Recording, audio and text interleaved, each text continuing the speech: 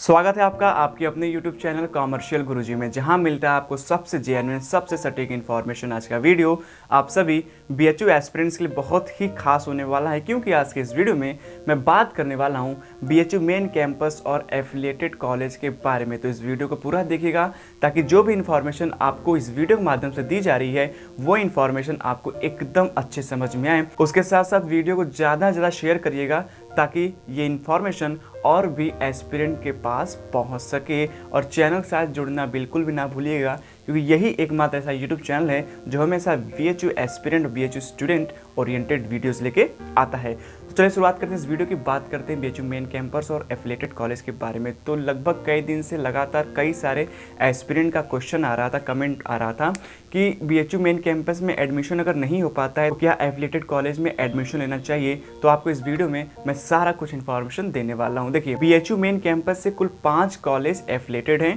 DAV, VKM, AMPG, VCW और RGSC south campus Mirzapur. तो ये जो एफिलिएटेड कॉलेज हैं वो BHU से ही जुड़े हुए हैं। और आप सभी के जानकारी के लिए बता दूं कि BHU मेन कैंपस में एक गर्ल्स कॉलेज है जिसका नाम है MMB महिला महाविद्यालय, जो कि BHU मेन गेट से थोड़ा सा अंदर है। इस महिला महाविद्यालय में सिर्फ और सिर्फ गर्ल्स की सीटें हैं। और आप सभी के जानकारी के लिए बता दूं, चाहे आप BHU मेन कैंपस में या तो आपका FMC होगा, फैकल्टी ऑफ मेन कैंपस, या तो आपका DMC होगा, डिपार्टमेंट ऑफ मेन कैंपस। अगर आपका इसमें एडमिशन होता है या फिर आपका MMB में एडमिशन होता है, दोनों में कोई भी अंतर नहीं होता, दोनों ही मेन कैंपस के माने जाते हैं। यानी कि जो facility BHU main campus, FMC और DMC में पढ़ने वाले एस्पिरेंट को मिलती है, सारी फैसिलिटी जो है कि MMB पढ़ने वाले स्टूडेंट को मिलती है। तो आप लोग एक बात एकदम क्लियर कर लीजिए कि MMB BHU का ही पार्ट है और BHU के अंदर ही है। बाकी और जो मैंने 5 एफिलिएटेड कॉलेज बताएं वो अलग अलग जगहों पे हैं। जैसे DAV की बात करें तो सिगरा पे है, AMPG की बात करें तो वो आपका नई सड़क के आसपास पड़ेगा, वाराणसी में ही। VKM की बात करें तो रथ यात्रा चौराहे के पास में है। VCW की बात करें तो वो राजघाट में है। और बात करें RGSC की तो मिर्ज़ापुर में है। ठीक है, तो ये जो एफिलिएटेड कॉलेज हैं ये BHU से एफिलिएटेड हैं और BHU के बाहर हैं।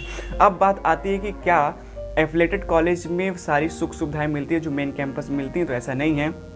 BHU मेन कैंपस में आपको अलग से हेल्थ कार्ड मिलता है, जिससे कि आप जो है कि अपना रूटीन का चेकअप करा सकते हैं। अगर 20,000 रुपये तक का अपना ट्रीटमेंट कराते हैं, ठीक है, तो आपका रिफंडेबल, मतलब कि अगर आपको कोई प्रॉब्लम है और अपना चेकअप करा रहे हैं BHU हेल्थ सेंटर में या फिर सरसुंदर हॉस्पिटल में, तो वहाँ से आपको जो है कि 20,000 रुपये की छूट मिलेगी। दवाइयाँ वगैरह आप सभी के लिए फ्री होती हैं, सारी चेकअप जो आपके लिए फ्री होती है। तो ये फैसिलिटी मिलती है मेन। दूसरी फैसिलिटी की बात करें तो आपको रोज़ जो है कि 4 GB डाटा मिलेगा। आपको जो है कंप्यूटर सेंटर से एक प्रॉक्सी फॉर्म दिया जाएगा। उस प्रॉक्सी फॉर्म को आप भरेंगे तो आपको जो है कि एक प्रॉक्सी नंबर दिया जाएगा। उस नंबर से आप अपने मोबाइल या लैपटॉप या फिर PC वगैरह में आप जो है कि वाईफाई BHU का यूज़ कर सकते हैं। BHU में आपकी सेंट्रल लाइब्रेरी रहती है, जिसमें आपको सारी किताबें जो है कि पढ़ने और लगभग हर सेमेस्टर में 4 किताबें निकालने का मौका मिलता है। इस बार लॉकडाउन में 2 ही किताबें निकालने का मौका मिल रहा था, जिसको आप 2 महीने के अंदर रिन्यूअल करा सकते हैं। कोई भी चार्ज नहीं लगता। अगर रिन्यूअल नहीं कराते हैं तो चार्ज ना पड़ता है। BHU में आपको साइबर लाइब्रेरी मिलती है, ठीक है, और हर एक डिपार्टमेंट और हर एक फैकल्टी में भी आपको जो है कि साइबर लाइब्रेरी और लाइब्रेरी दोनों देखने को मिलेगी। उसके बाद आपका जो जिम है BHU मेन कैंपस में, फैकल्टी ऑफ कॉमर्स के बगल में आपको जो है कि जिम मिलेगा, जो कि पूरी तरीके से फ्री होता है। उसके साथ साथ BHU में हर 30 मिनट पर 2 या 3 बसेस चलती हैं। गर्ल्स बॉयज़ के लिए एक साथ चलती है और अलग से गर्ल्स के लिए भी चलती है। तो ये सब सारी जो है कि फैसिलिटी BHU कैंपस के अंदर पढ़ने वाले छात्रों को मिलती है, चाहे वो DMC में पढ़े, चाहे FMC में पढ़े, चाहे MMB में पढ़े। ठीक है, उसके साथ साथ हॉस्टल की पूरी व्यवस्था मिलती है। जो DMC FMC में पढ़ते हैं उनको सभी को हॉस्टल नहीं मिल पाता, लेकिन MMB में जितनी भी लड़कियां पढ़ती हैं लगभग सभी को जो कि हॉस्टल मिल जाता है, क्योंकि FMC और DMC में जो है कि सीटें कई सारे कोर्सेज हैं, सीटें भी ज़्यादा हैं, तो सभी को हॉस्टल अलॉट नहीं होता। लगभग 30 to 40% ही एस्पिरेंट को हॉस्टल अलॉट होता है। तो ये सारी फैसिलिटी जो BHU मेन कैंपस में पढ़ने वाले स्टूडेंट्स को मिलती है। अब बात करते हैं एफिलिएटेड में क्या मिलता है। तो RGSC की बात करें, वहाँ भी हॉस्टल फैसिलिटी, वहाँ पर सबको हॉस्टल मिल जाता है। ठीक है, वहाँ पर भी हेल्थ सेंटर वगैरह, वहाँ पर जो है कि ऐसी थोड़ी मिली जुली फैसिलिटी जो है कि मिल जाती है। DAV की बात करें तो वहाँ पर कोई हॉस्टल नहीं है। वहाँ पर बहुत ज़्यादा फैसिलिटी नहीं मिल पाती है। एएमपीजी की बात करें तो वहाँ भी हॉस्टल नहीं है, वहाँ हॉस्टल सुविधा नहीं मिलती। वीकेएम और वीसीडब्ल्यू दोनों में हॉस्टल की सुविधा मिल जाती है। अब प्रश्न ये उठता है कि क्या एफिलिएट कॉलेज में एडमिशन लेना चाहिए या फिर नहीं लेना चाहिए। तो मेरे हिसाब से आपको एडमिशन ले लेना चाहिए। क्यों लेना चाहिए, उसके पीछे एक बहुत बड़ा रीज़न है। देखिए, अगर आप मेन कैंपस में पढ़ रहे हैं, चाहे एमएमए में पढ़ रहे हैं, चाहे आप डीएमसी या एफएमसी में पढ़ रहे हैं, या फिर आप किसी भी बीएचयू एफिलिएटेड कॉलेज में पढ़ रहे हैं, आपके मार्कशीट या फिर आपकी डिग्री पर कोई भी डिफरेंस नहीं होता। आपकी मार्कशीट और आपकी डिग्री जो है वो बीएचयू से ही मिलती है, और कहीं पर भी मार्कशीट या फिर डिग्री में ये मेंशन नहीं होता कि आप एफिलिएटेड कॉलेज से पढ़े हैं। अगर एक एफिलिएटेड कॉलेज के स्टूडेंट का मार्कशीट देखें या फिर मेन कैंपस के स्टूडेंट का मार्कशीट देखें तो उसमें कोई भी अंतर नहीं होता। आपको भी जो है कि इनरोलमेंट नंबर और आपका भी सारा कुछ डिटेल जो है वो एक जैसा होता है। तो अगर बाहर कहीं भी जाएंगे और अपने आप को रिप्रेजेंट करेंगे तो आप मेन कैंपस के माने जाएंगे, उसमें कहीं पर भी ये नहीं लिखा होगा कि आप एफिलिएटेड से पढ़े हुए हैं। दूसरी सबसे खास बात यह है कि अगर आप बीएचयू से यूजी किए हैं, चाहे मेन कैंपस से चाहे एफिलिएटेड कॉलेज से, और आप बीएचयू में पीजी कोर्स के लिए अप्लाई करते हैं तो हर एक कैटेगरी में 25% की छूट मिलती है। अगर आप जनरल में हैं तो आपको बीएचयू जनरल का 25% कोटा मिलता है। अगर आप ओबीसी में हैं तो ओबीसी में बीएचयू ओबीसी का 25% कोटा मिलता है। अगर आप एससी हैं तो बीएचयू एससी में 25% कोटा मिलता है। अगर आप एसटी हैं तो बीएचयू में एसटी का जो है कि 25% कोटा मिलता है। अगर आप ईडब्ल्यूएस से हैं तो बीएचयू में आपको जो है कि 25% का जो है कोटा मिलता है। आप चाहे एफिलिएटेड से हो चाहे मेन कैंपस में, दोनों के लिए एक ही नियम है।